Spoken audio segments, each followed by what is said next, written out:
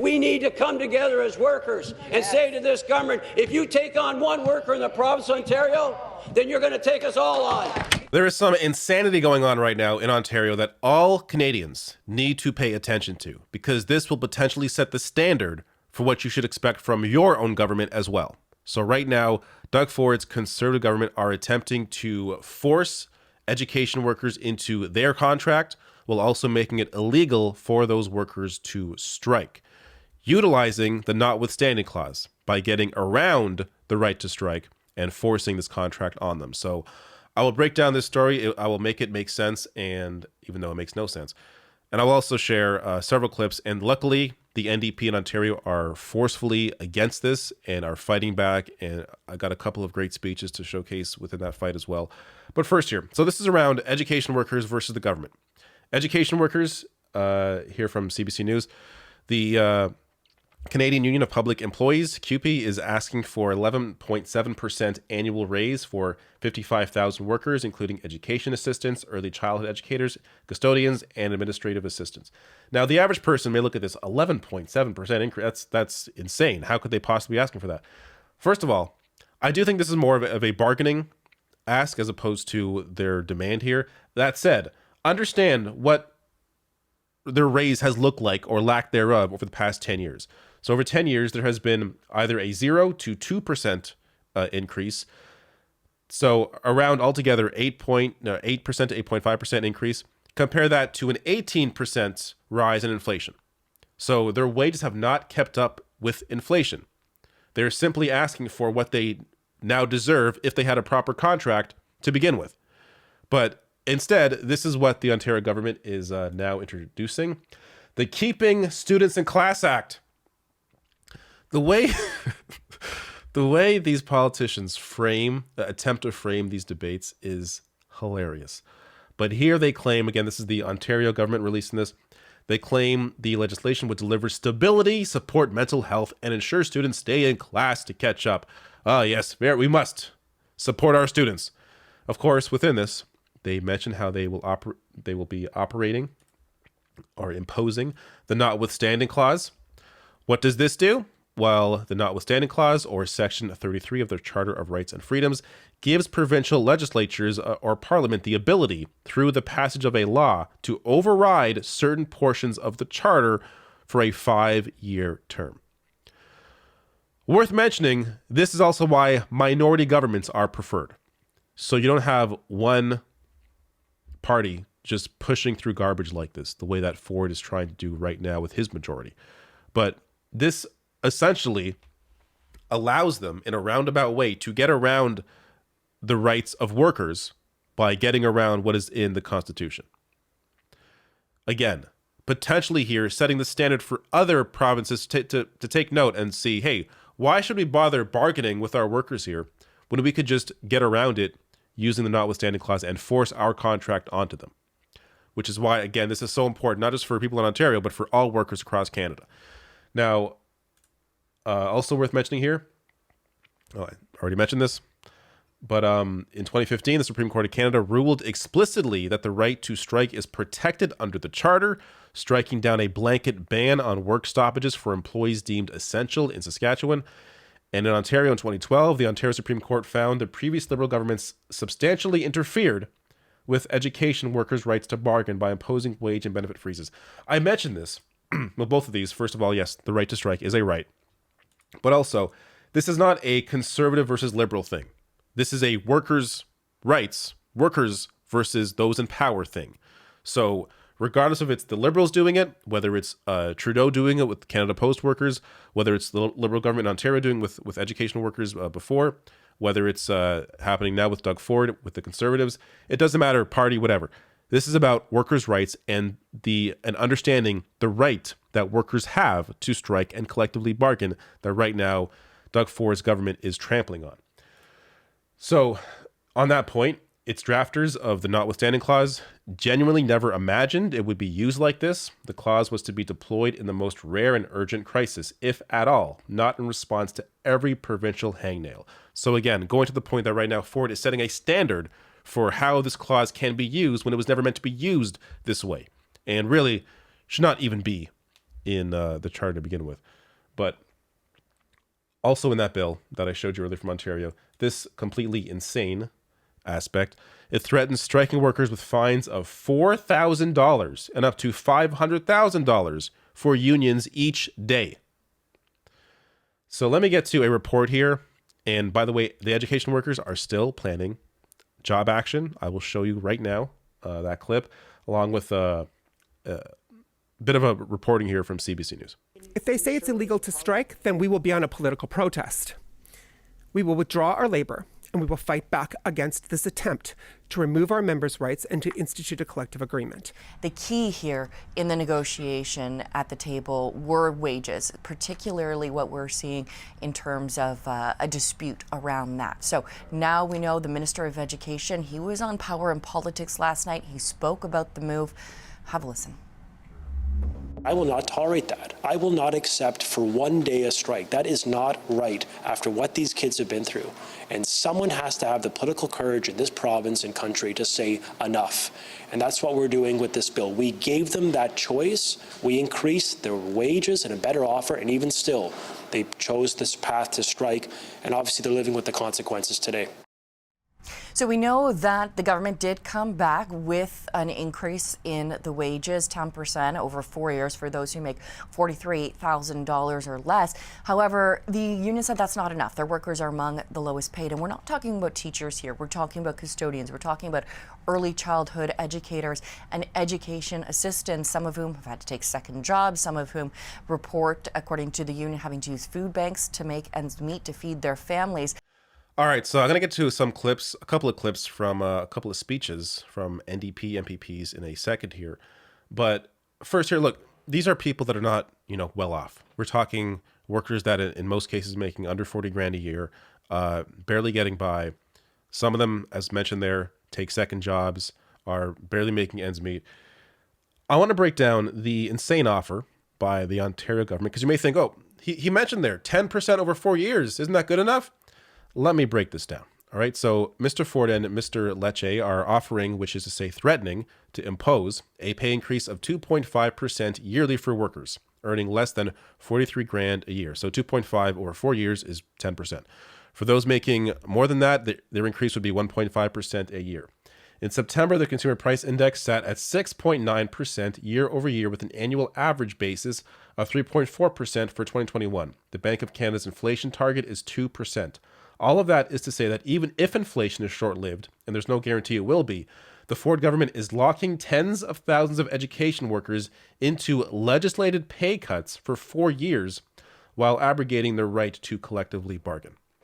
So this is not, a pay increase for them. It would actually be a pay cut looking at where things are and where they are going.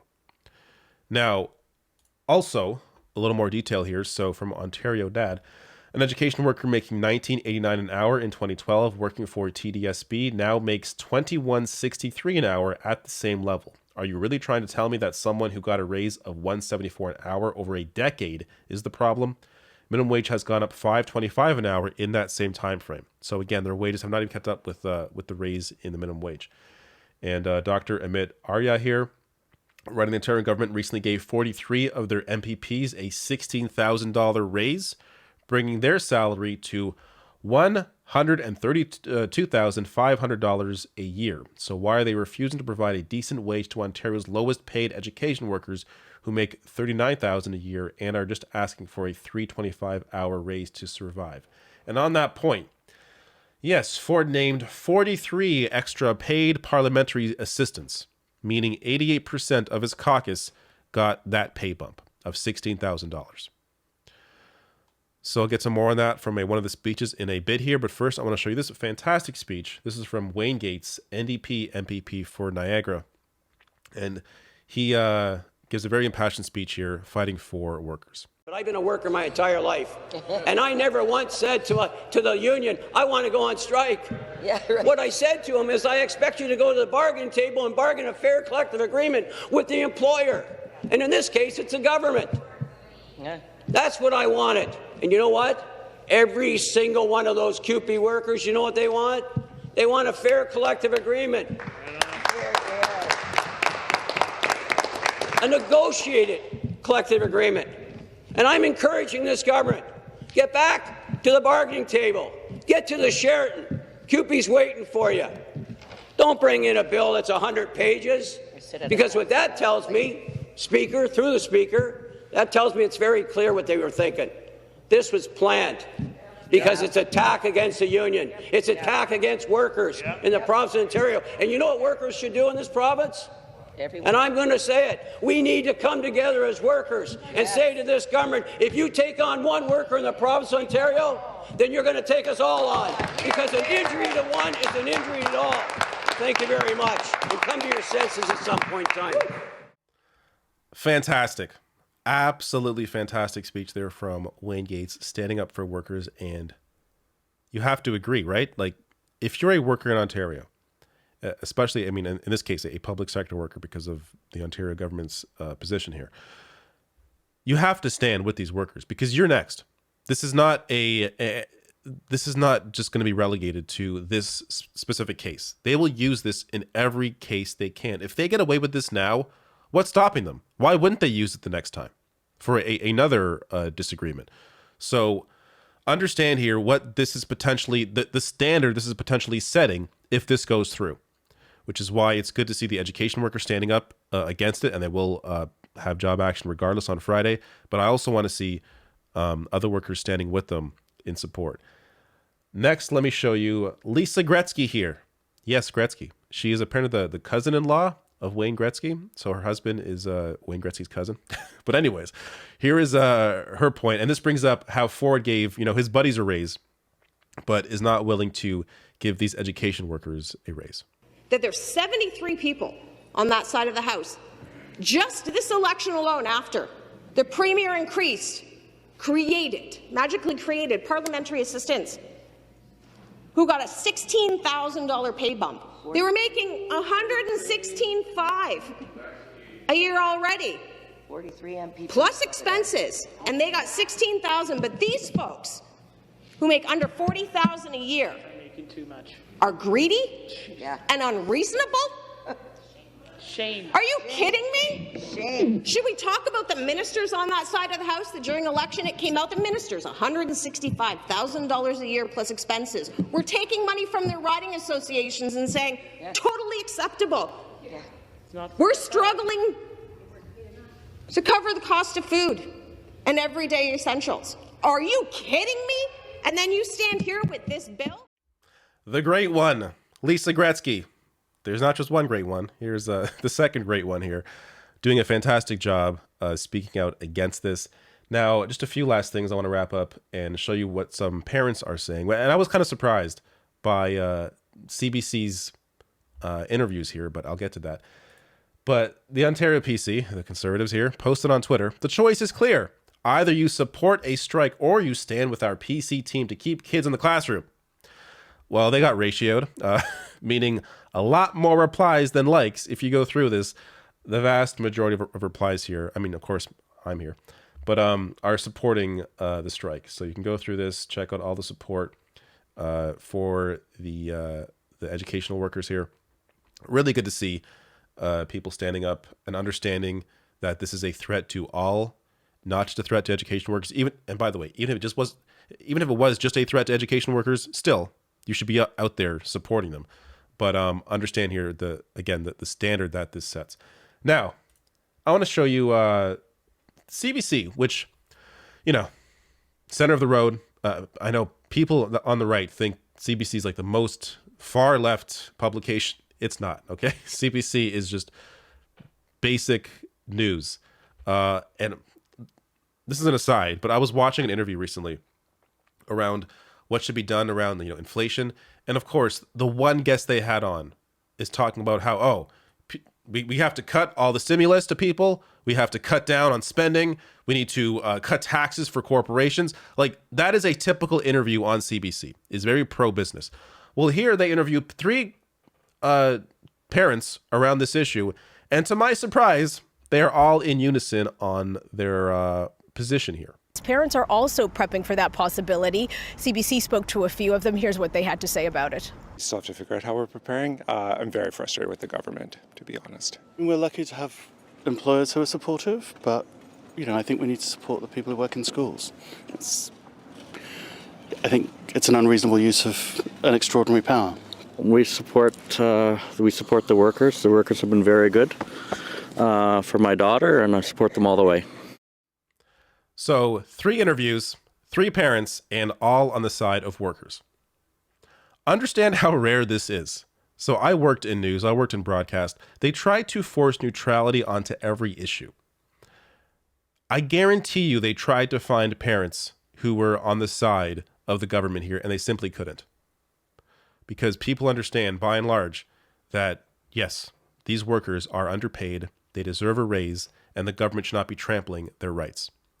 Which also goes to the point of how stupid it is for its government here to try and make this a parents versus teachers thing when it absolutely isn't. This is about the rights that people have versus the government that is trying to trample on them. Last thing worth mentioning here, this is from Andrew Coyne. This wraps up my entire point. Make no mistake, this will not be the last we hear of notwithstanding. Not only will Ontario and Quebec conclude that there is no longer any price to be paid for trampling over the rights of unpopular minorities and individuals, other provinces, Alberta, Saskatchewan, New Brunswick, will have absorbed the same lesson. A charter that applies only if and when governments decide it should, a constraint that does not bind, is as good as no charter at all. Yet that is where we are headed if nothing is done. Something has to be done about the notwithstanding clause, because this is what you're going to continue seeing. You're going to see these provinces get around the rights that Canadians have by using notwithstanding, as long as they have the majorities in government to be able to pass a bill to do so. But this is a warning. People need to be aware of what is happening now, and if it happens here in Ontario, it's going to happen all across Canada, and it will continue happening unless people stand up and fight back.